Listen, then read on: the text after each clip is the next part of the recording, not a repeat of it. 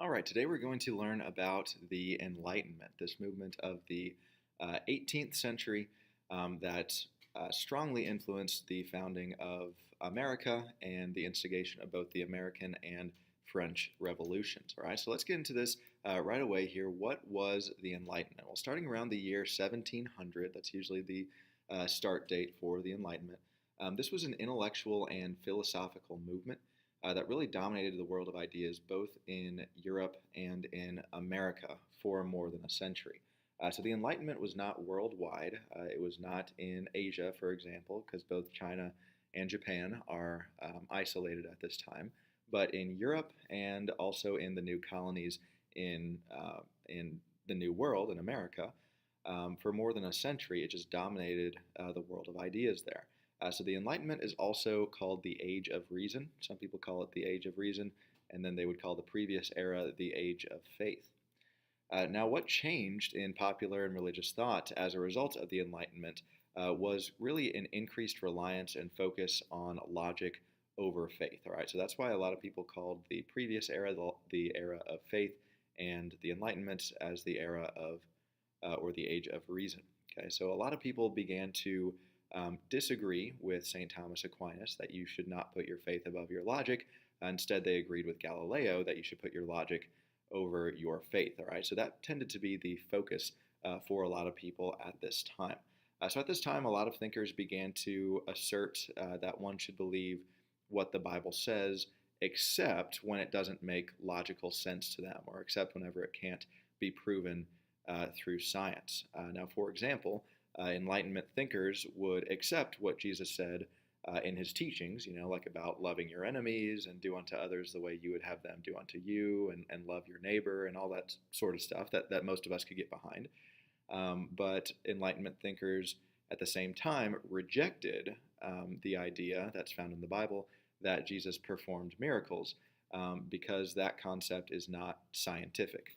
So that was kind of a change in thought at this time. Previously when most people would say, well, even if I haven't seen it, it's in the Bible and I have faith in the Bible.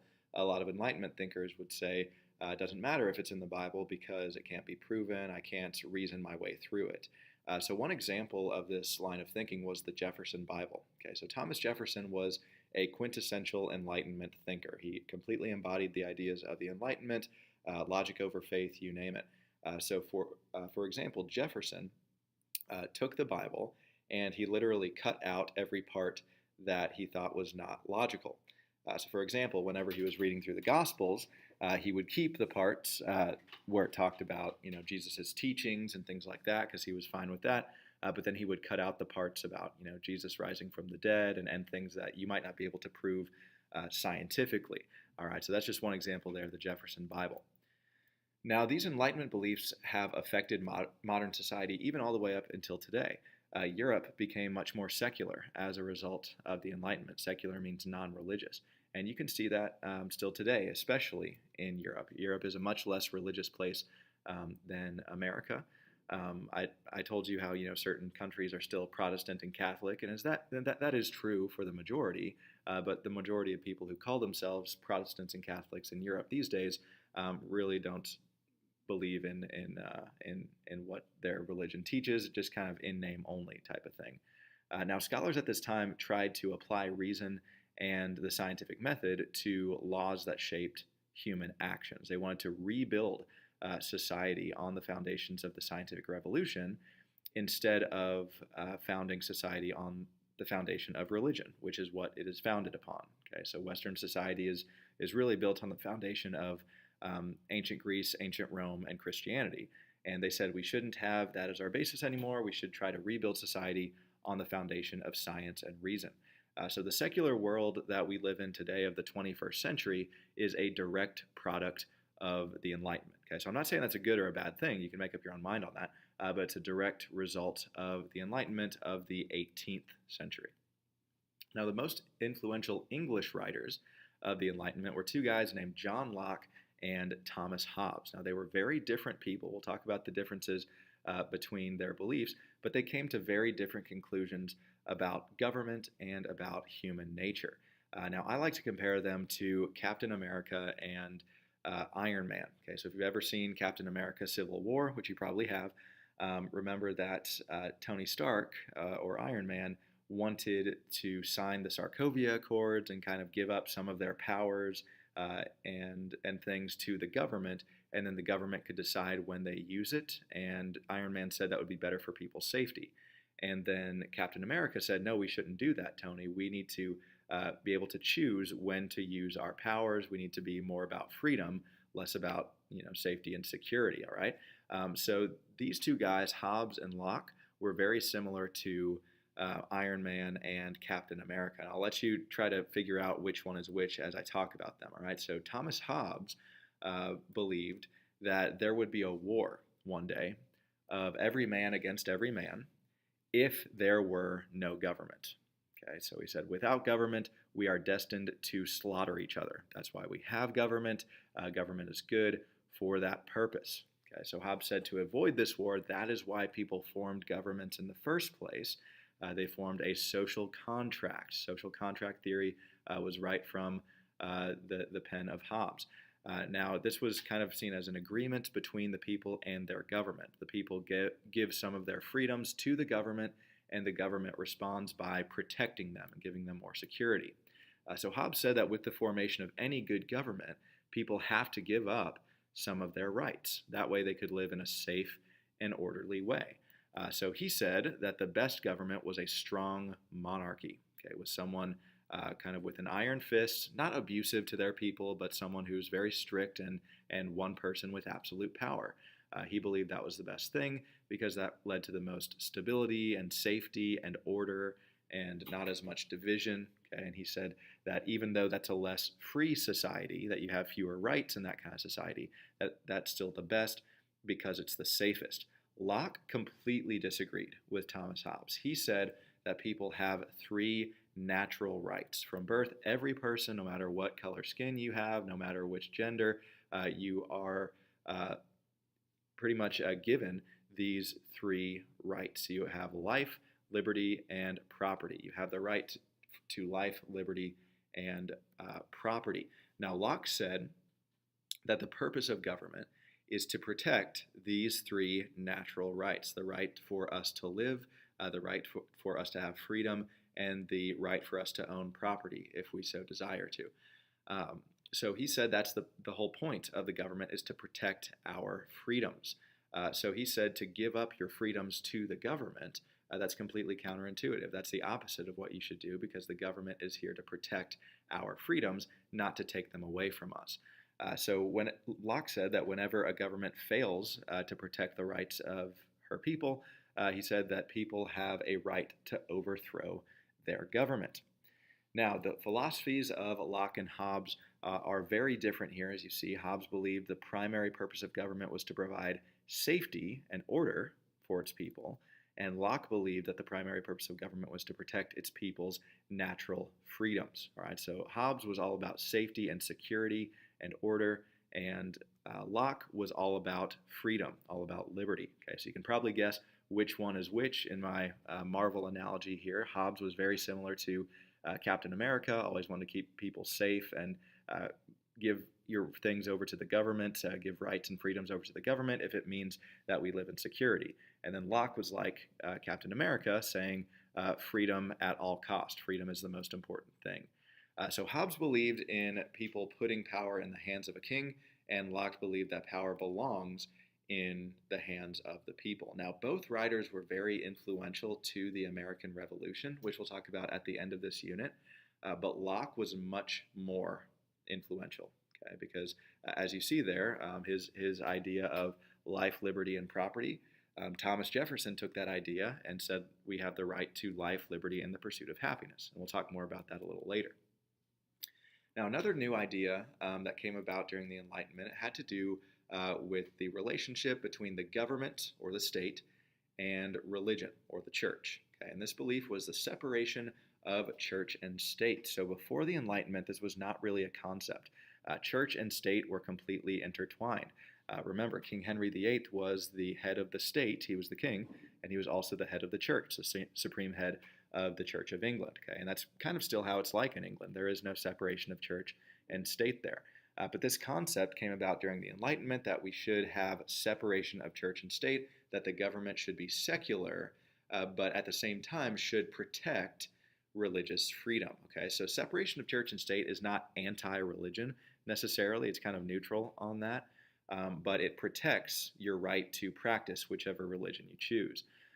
Now, the purpose of separation of church and state, a lot of people hear that and they're like, oh, yeah, the purpose of that is to make sure the church doesn't control the government like it was back then.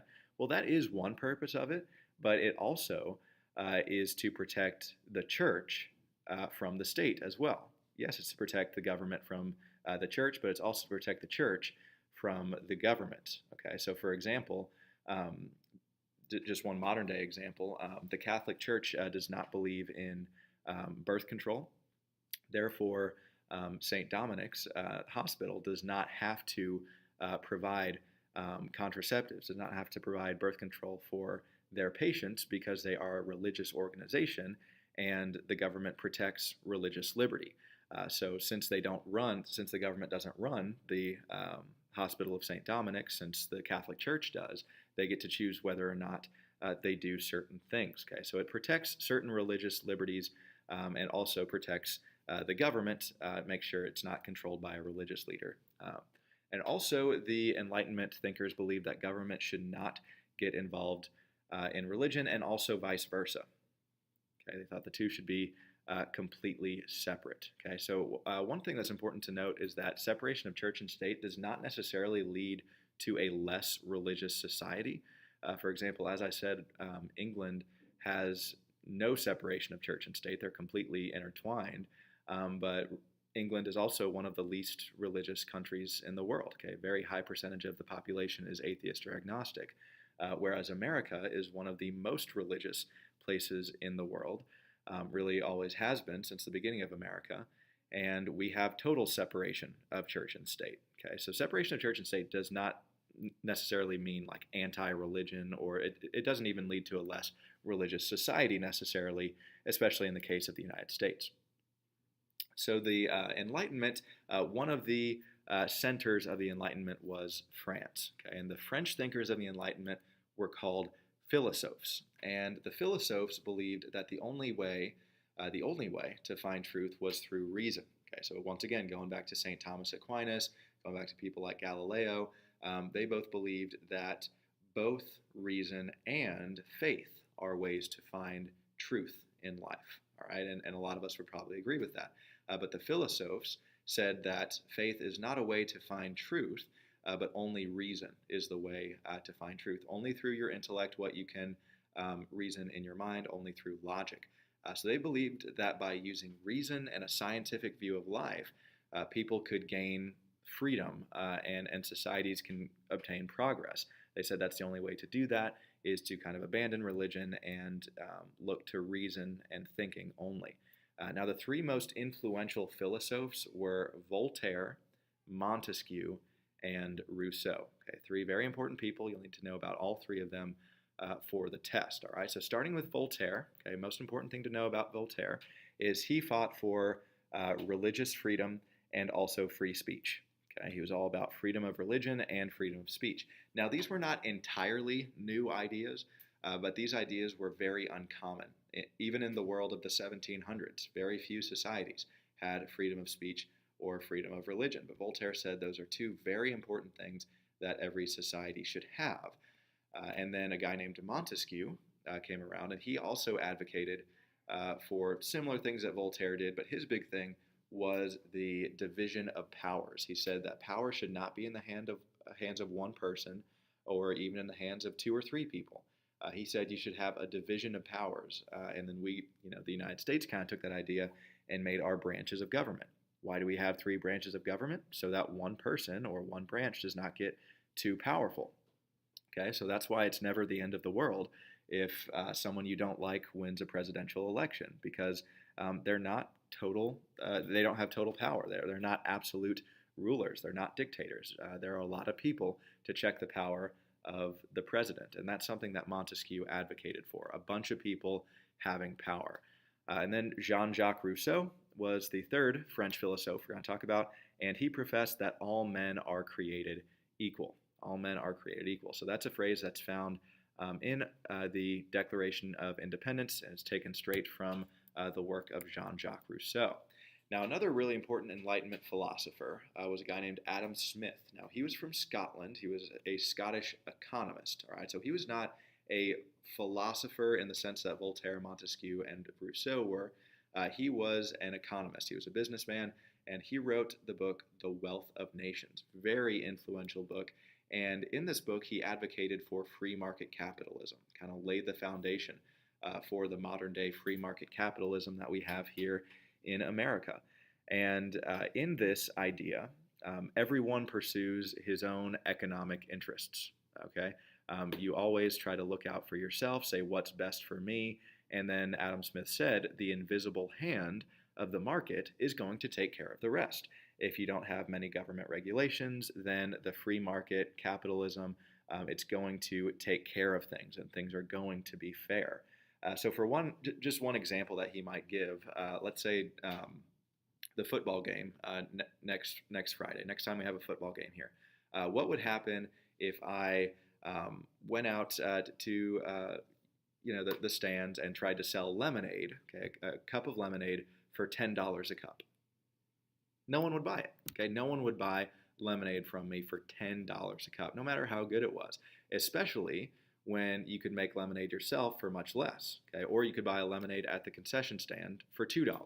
Okay, so Adam Smith would say there's no reason for there to be a government law that says you can't sell lemonade for $10 a cup, because nobody would, because that's not good for me. If I want to sell lemonade, I'm not going to set the price that high, because I know you don't need it. I know you can get it other places and things like that. So I would want to lower the price, and that's good for me, and that's good for you, because you have to pay less and I actually get money.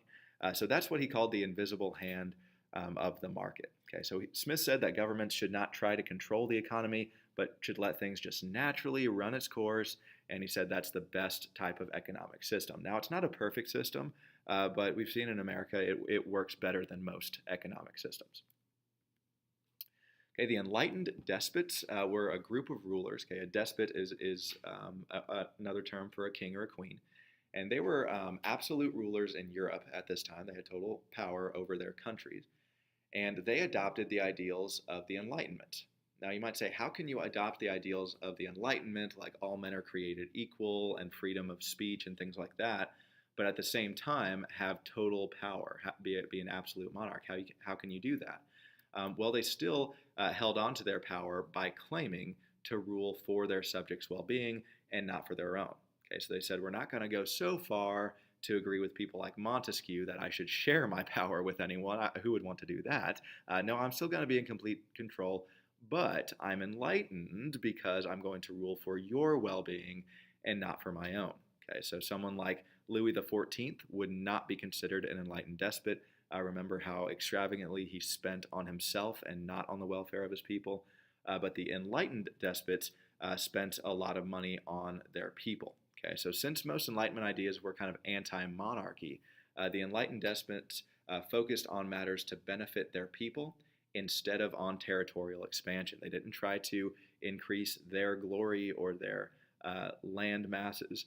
They claimed to be peaceful, and they allowed for some democratic voting in their empires. Not total democracy or anything like that. They weren't about to put themselves in a position to where they could be voted out of office. Okay, no way were they going to do that.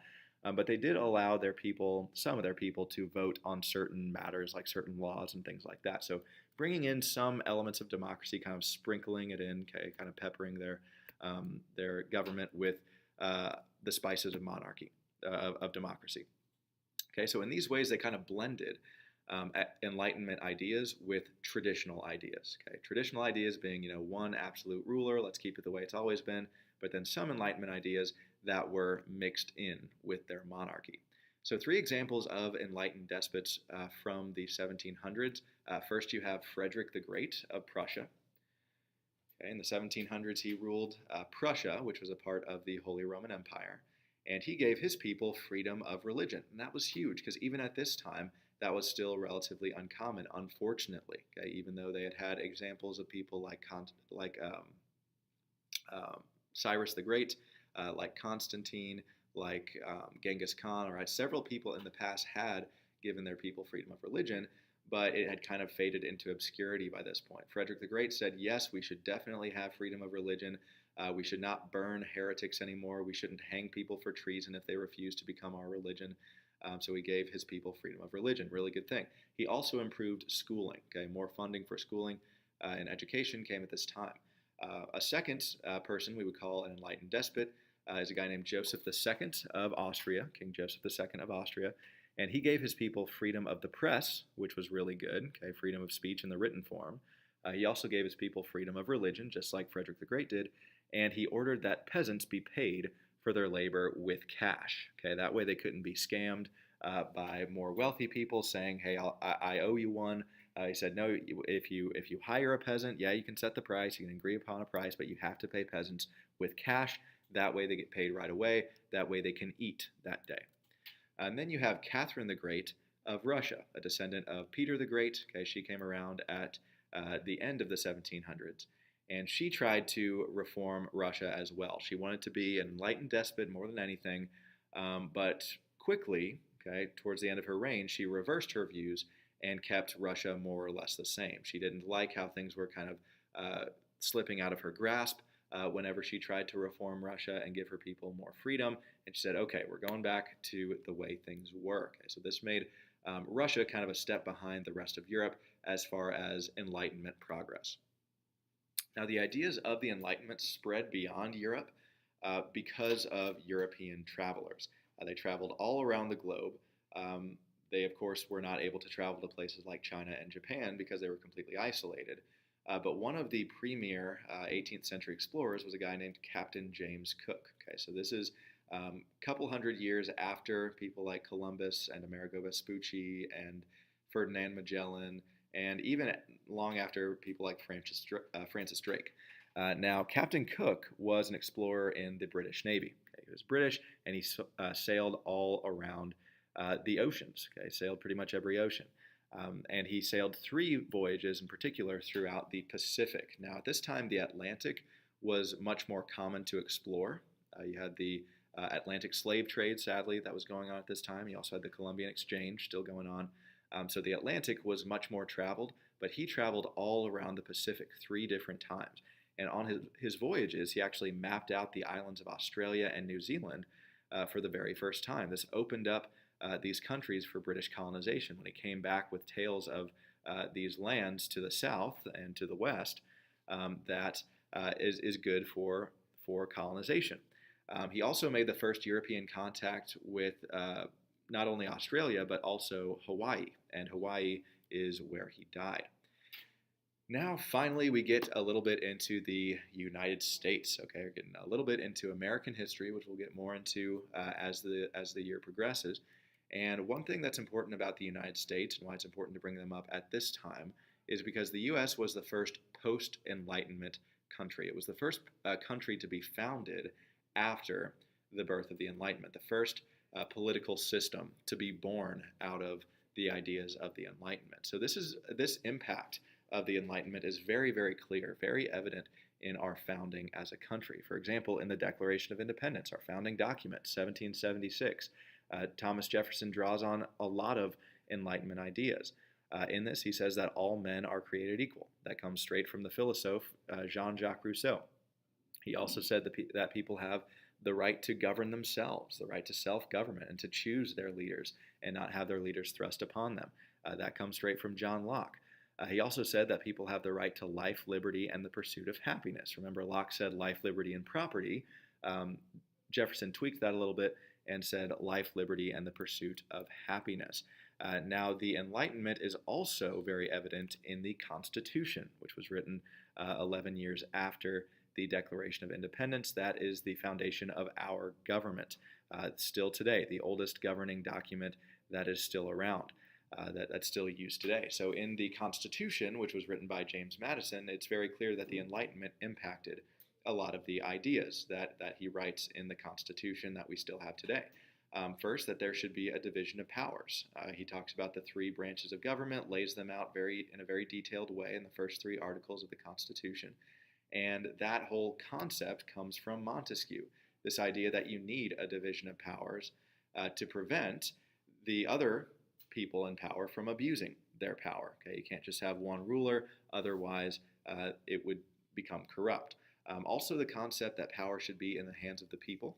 Okay, that comes straight from John Locke. Okay, you see the first three words of the Constitution is "we the people," and also the whole concept that people should have freedom of speech, freedom of religion. Okay, that's guaranteed in the First Amendment in the Constitution, and that comes from Voltaire. Okay, so you see that America was a country that was forged in the embers of the Enlightenment. Okay, very much a post-Enlightenment country, as many countries following us have been as well. Okay, so that is the Enlightenment. Let me know if you have any questions about that.